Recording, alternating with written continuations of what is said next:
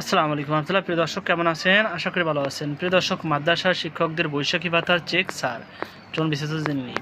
প্রিয় দর্শক, এমপিওভুক্ত মাদ্রাসার শিক্ষক কর্মচারীদের বৈশাখী ভাতার চেক ছাড় হয়েছে। 14 এপ্রিলের পর বন্টনকারী ব্যাংকগুলোর থেকে এই টাকা উত্তোলন করতে পারবেন তারা।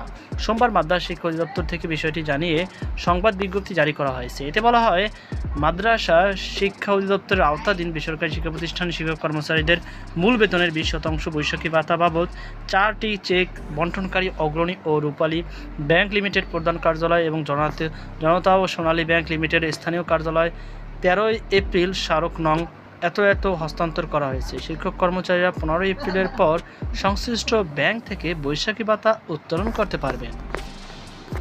তো প্রিয় দর্শক, এই ছিল আমাদের সর্বশেষ আপডেট তথ্য। এ নিয়ে আপনার কি মতামত অবশ্যই কমেন্টে জানাবেন। সকল ভালো থাকুন, সুস্থ থাকুন আর সাথেই থাকুন আমাদের।